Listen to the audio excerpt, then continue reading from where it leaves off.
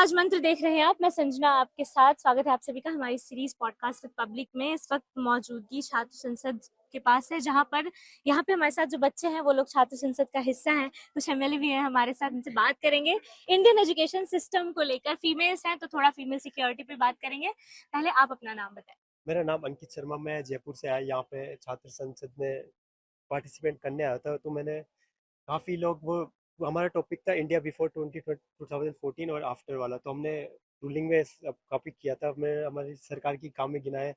हम मानते हैं कि थोड़े बहुत प्रॉब्लम्स होते हैं, बट उसको साथ थोड़ा सपोर्ट भी करना चाहिए कि कंडीशंस अलग अलग होती है कंट्रीज में। कि पहले के टाइम पे रिसोर्सेज का थोड़ा यूज़फुल नहीं हो रहा था, अब की बार अच्छा यूज़फुल हो रहा है। तो टाइम लगता है, फिर आपके कर रहे हैं हिसाब हमारी से कोशिश क्या है। है 2014 के बाद और पहले का क्या है? अब सही है या?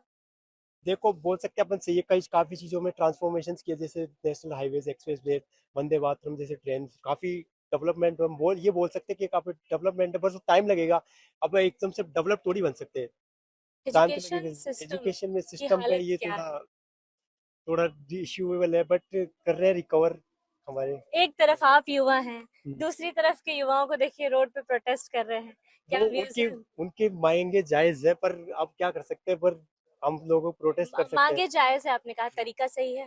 तरीका तो देखो, कॉन्स्टिट्यूशन में प्रोटेस्ट का राइट है, तो वो तो हम्म, करेंगे ना। हम्म। उनको साइलेंटली करने देंगे तो वो तो कर रहे हैं। अगर माहौल बिगड़ेगा, वो कॉन्स्टिट्यूशन के अंदर नहीं है भाई। अच्छा, प्रोटेस्ट का मुद्दा था नीट पेपर लीक। हम्म। पेपर लीक का मुद्दा मान लेते हैं।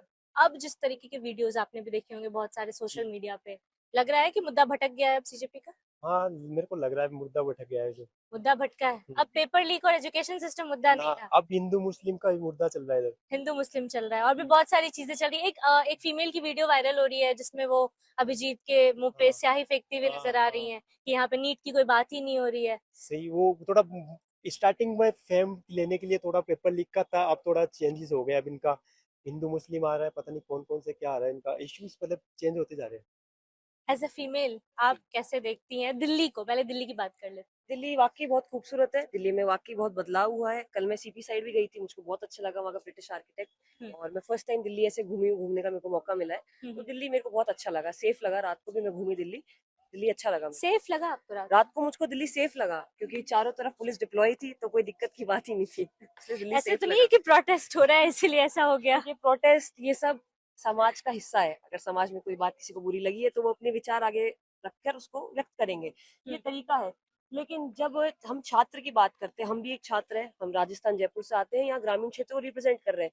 तो हमारा एक परम सौभाग्य और हमारे युवाओं के जो हम आवाजें यहाँ लेकर आ रहे हैं, हमारा मुद्दा ये होना चाहिए कि युवाओं के लिए बेहतर क्या हो सके, रोजगार कैसे हम लाएं, नीतियां कैसे हम बनाएं और उन्हें कैसे लागू करें। और जब हम यहाँ पीछे देखते हैं जो चल रहा है, तो ये मुझको कतई नहीं लगता कि ये युवाओं की बात है, क्योंकि यहाँ पे 80% लोग तो युवा श्रेणी में नहीं है। अब हम्म। जो अदर लोग आए हुए हैं, हम्म। उनमें बच्चों को बरगलाया जा रहा है, गलत सिखाया जा रहा है। यहाँ पर हिंदू सनातन धर्म को गंदा बोला जा रहा है और बच्चों के दिमागों में ये डाला जा रहा है कि सनातन तो सत्य है ही नहीं, हम्म। बाकी धर्म पंथ सत्य है। तो ये बिल्कुल भी नहीं होना चाहिए। एक स्टूडेंट के लिए पहला उसका देश राष्ट्र होना चाहिए। और अगर इनको अपनी कोई बात ऐसी रखनी है, नीट परीक्षा लीक हुई है, ये जांच का विषय है और इस पर जांच पेनल्टी बैठनी चाहिए, और बैठ भी रही है और जांच आगे बढ़ भी रही है। ये अलग बात है कि दोषी अभी तक बाहर आई नहीं है। हमारी भी सरकार से रिक्वेस्ट है कि दोषी बाहर आए। और अगर इनकी ऐसी कोई भी मंशा है कि हमें सरकार को बताना है, सरकार को अपनी परेशानी लानी है, तो उसका एक बेहतर तरीका है युवा संसद। जैसे हम छात्र हैं, हम हमारी क्षेत्र की बात लेकर छात्र संसद में आए हैं, हमारी बात सोशल मीडिया और के थ्रू आज आगे तक पहुंच रही है। तो ऐसे ये छात्र भी अपनी बात रखने के लिए अच्छे प्लेटफॉर्म से, युवा संसद है, कलेक्टरेट है, कई चीजें हैं, डीसी होता है एक स्टेट का, वहां जाए, कई प्रोसेस होते हैं, एजुकेशन डिपार्टमेंट में जाए। पर ये लोग जो है पिछले 20 दिन से कर रहे हैं, ये मुझे नहीं लगता कि ये एक अच्छी श्रेणी में जा रहा है। अभी इतना शोर आ रहा है वहां से। क्योंकि एक तरफ जी, देखिए, एक तरफ युवा छात्र संसद में जी, आया है, दूसरी तरफ युवा खुद को जी, कॉकरोच बोल रहा है। ये गलत है। युवाओं का समय ये पढ़ने का है, युवाओं का समय अपने माता पिता का नाम रोशन करने का है, युवाओं का समय देश को आगे बढ़ाने का है। अगर इस वक्त युवा अपनी पढ़ाई छोड़ के, ये जो समय जो है सेमेस्टर का है, हमारा भी कल एग्जाम है, हम यहाँ से निकलते ही कल एग्जाम देने जाएंगे। पर अगर हम ये सब छोड़ के वहां जाएं, हमारे माता पिता का पैसा बर्बाद करें, हमारी पढ़ाई बर्बाद करें, तो ये बिल्कुल भी मेरे को नहीं लगता कि कोई अच्छी चीज होगी। इनको भी ये बात सोचनी चाहिए कि अपनी बात रखने का तरीका हम और अच्छा कर सकते हैं और बेहतर कर सकते हैं। छात्र संसद में जी, आपका सबसे महत्वपूर्ण मुद्दा क्या है? मेरा छात्र संसद में हमारा मुद्दा था 2014 के पहले का भारत रूपांतरण या संक्रमण। हम्म। तो हम रूलिंग से थे, और मैं व्यक्तिगत भी बताऊं तो भारत में 2014 के बाद जो चीजें बदली है, जो ड्रास्टिक चेंज हुआ है, वो 2014 से पहले नहीं था। चाहे हम शिक्षा नीति को देखें, चाहे हम रोड व्यवस्था को देखें। आज मैं खुद जयपुर से, मेरे को सुबह निकलना था दिल्ली आने के लिए, तो मेरे में बहुत टेंशन थी कि यार कैसे पहुंचेंगे, 9 बजे सुबह पहुंचना है।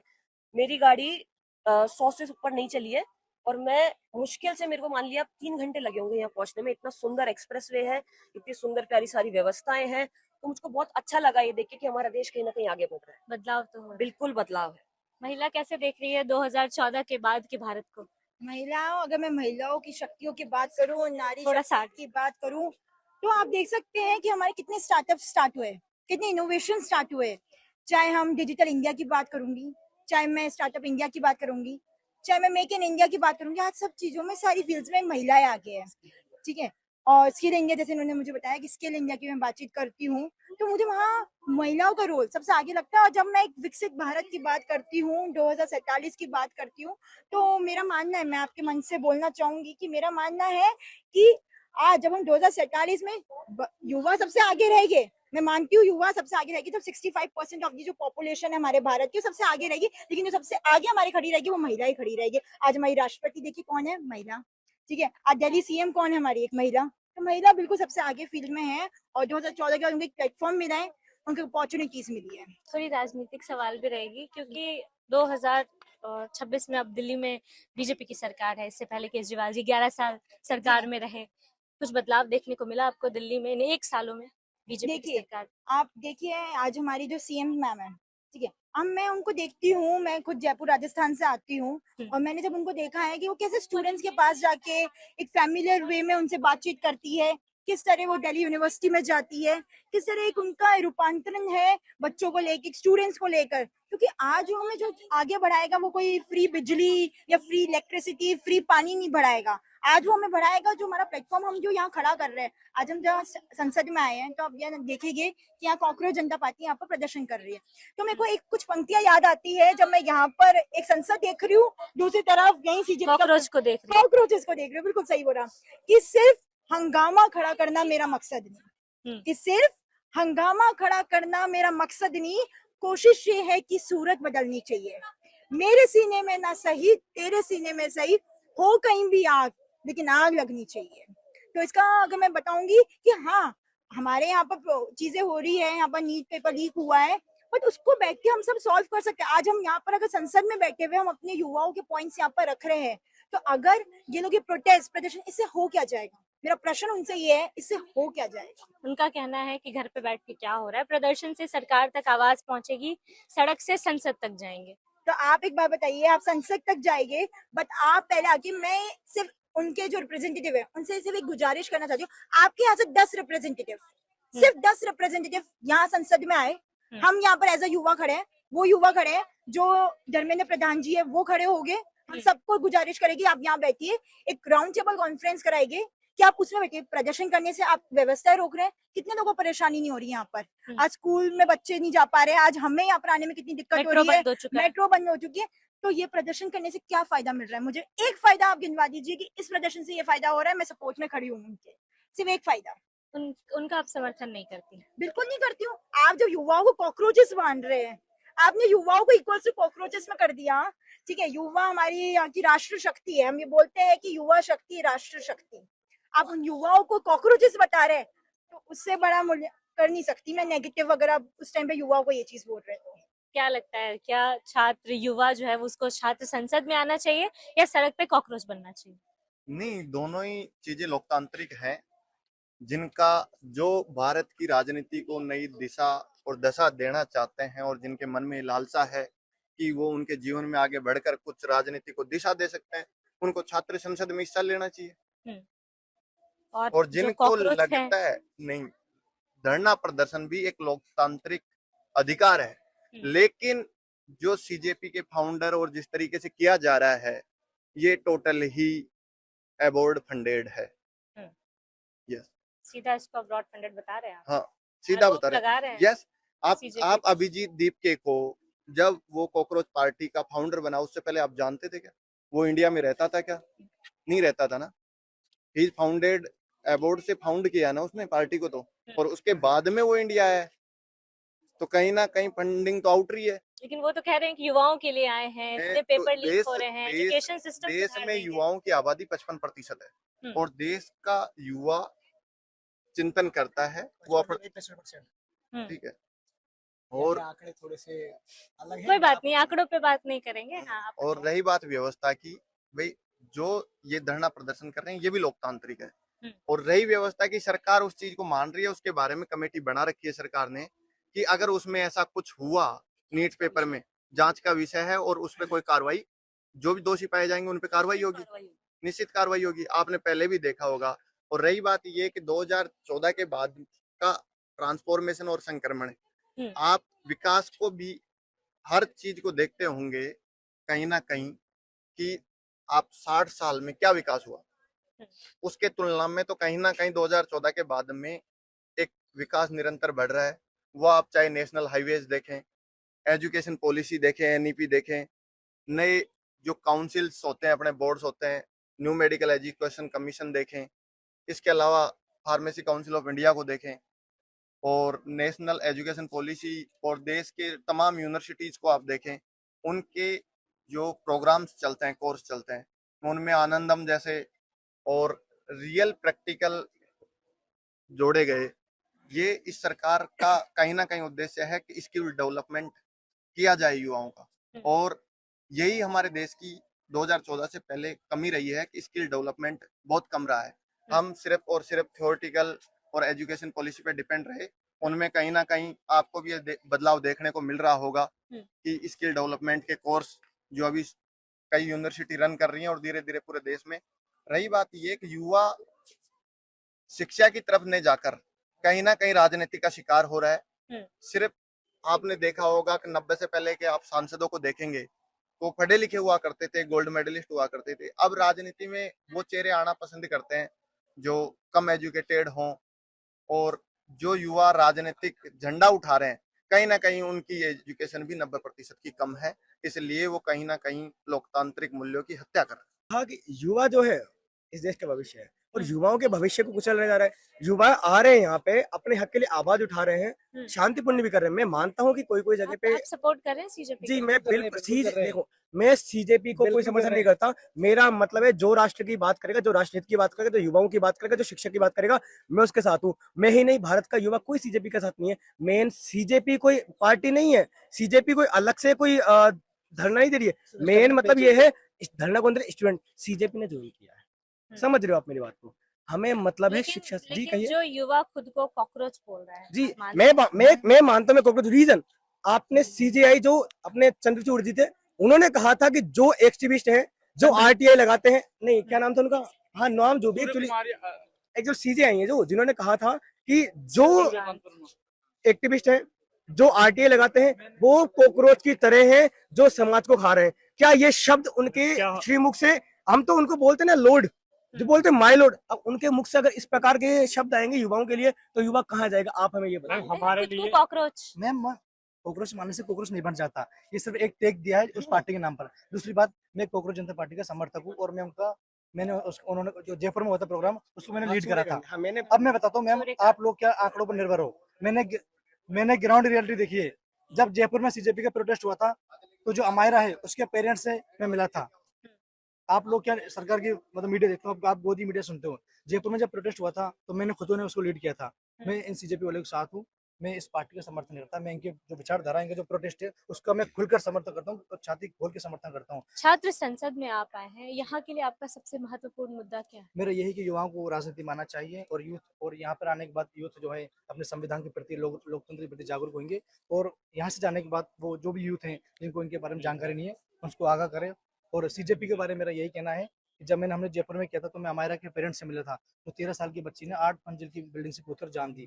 उसकी मम्मी ने कहा था कि हम इस गवर्नमेंट को 2 लाख का टैक्स देते हैं। पहले मेरा कोई इंटरेस्ट था सीजेपी वालों के साथ, ना मैंने कभी स्टोरी लगाई। जब 8 घंटे, मैं कसम खा के बताता हूँ, मैं 8 घंटे उनके पेरेंट्स के पास बैठा, उसकी मम्मी के मुंह से जो मतलब बात निकली ना, मेरे शरीर को चीर के रख दिया। उसके बाद मैं इतना एक्टिव हो गया कि मैं इन लोगों का खुलकर समर्थन करता हूँ। सीजेपी भी पेपर लीक का मुद्दा उठा रही है। इंडियन एजुकेशन सिस्टम में सबसे ज्यादा बिल्कुल खराबी मैम, अब डायपर लीक नहीं हो रहा है, इसे पेपर लीक हो रहा है इंडिया में।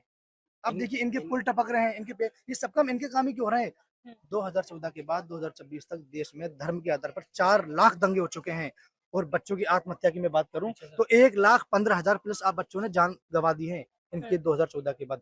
ये ट्रांसफॉर्मेशन है, इसको आप ट्रांसफॉर्मेशन कहेंगे, जहां धर्म के नाम पर नाम पूछ पूछ कर मोबिलिटी की जाती है। वो कहाँ पर हुआ था? वो कोई बात नहीं। पहलगाम में अटैक हुआ, इनका सीसीटीवी कैमरा नहीं है, वहां से लगभग 32 किलोमीटर दूर बॉर्डर था, तो आतंकी कैसे घुसाए? इनके पास सिक्योरिटी नहीं थी। उसके 2 दिन पहले अमित शाह पहलगाम गए थे, क्या इनको पता नहीं था देश में आरडीएक्स अभी लखनऊ से बरेली अभी 4 दिन पहले आरडीएक्स जा रहा था, पुलिस ने उसके एक बैरिकेड पकड़ लिया। कश्मीर के अंदर कुंटल आरडीएक्स आ रहा है, ये कहाँ से आ रहा है?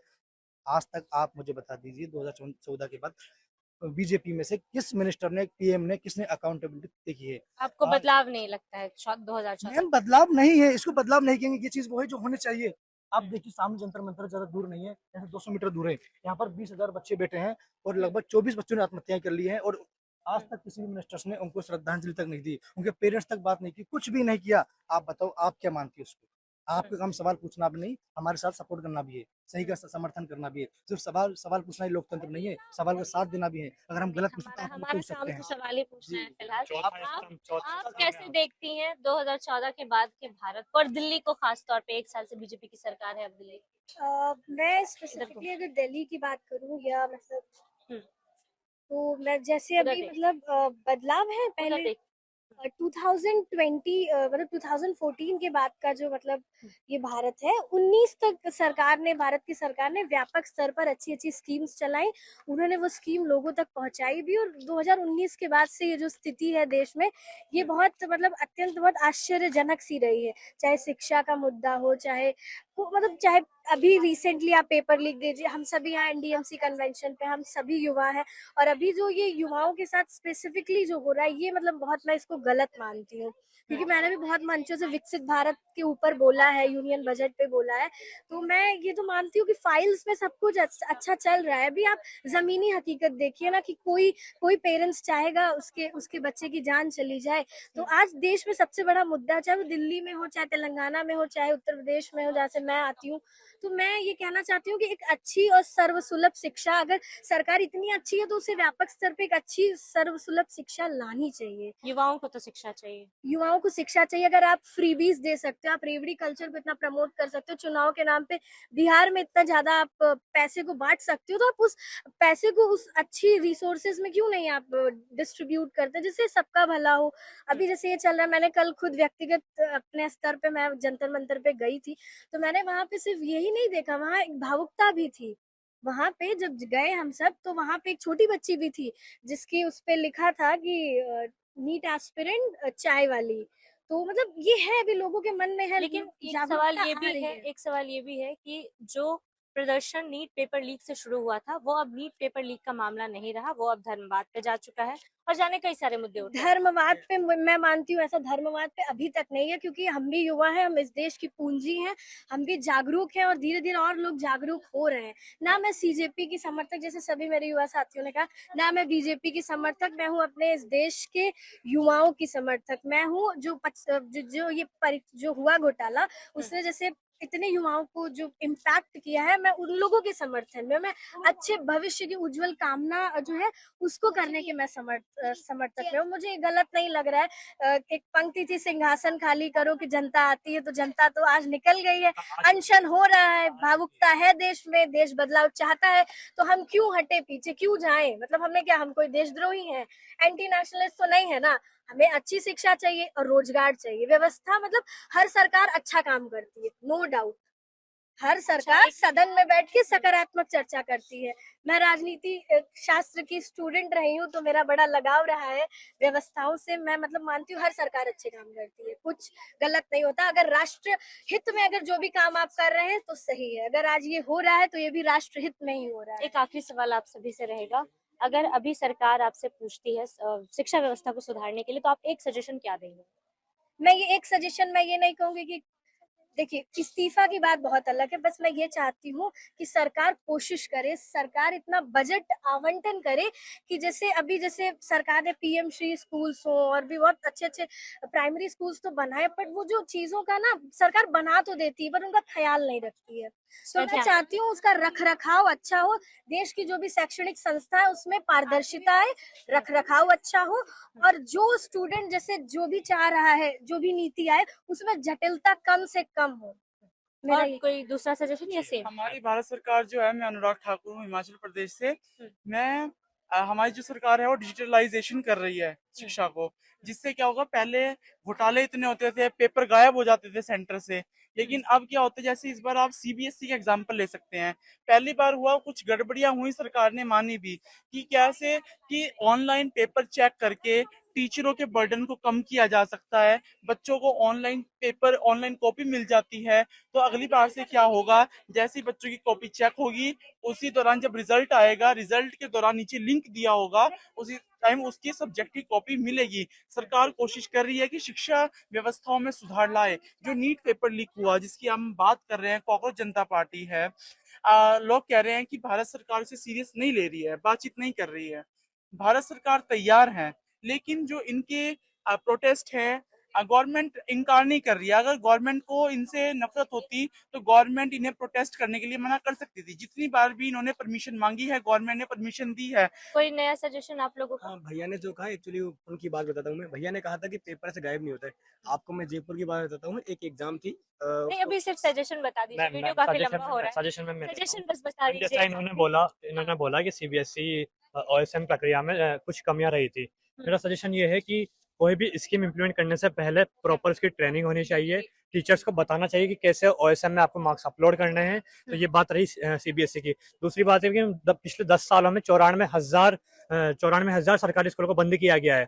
तो मेरा ये मानना है कि निजीकरण को थोड़ा रोक कर, मैं नहीं कहता कि निजीकरण पूरी तरह खत्म करना चाहिए, पर एक बैलेंस अपनानी चाहिए कि जिससे कैपिटलिस्ट और सोशलिस्ट दोनों आयामों को अपनाना चाहिए। तो कहना कि सरकारी स्कूलों को और सरकारी कॉलेजों को अधिक प्रावधान देकर उनमें नई योजनाएं चलाकर हमें बढ़ावा देना चाहिए। चलिए, ये मेरा सजेशन है कि आप अगर कभी एग्जाम देने गए हो तो आपको पता है वहाँ पर जो क्या होते हैं अपने लेने वाले होते हैं ना, कोऑर्डिनेटर वगैरह, वो खुद फोन चला रहे होते हैं। आपने कभी रियल में देखा होगा, एग्जाम दी होगी तो आपको पता होगा। सो मैं चाहता हूँ कि वहाँ पे कम से कम एक जिम्मेदार अलाउड ना हो जिम्मेदार या लोगों ऐसा को तो कम से कम दो ना, ताकि वहाँ पे फिर घोटाले वापस हो जाएंगे। चलिए ठीक है, धन्यवाद। Finish this. तो युवा हमारे साथ है, युवाओं को सुना आपने पॉडकास्ट विद पब्लिक में। अगली बार फिर से मिलेंगे नए पॉडकास्ट में, नए लोगों के साथ, नई जगह पे। तब तक के लिए बहुत बहुत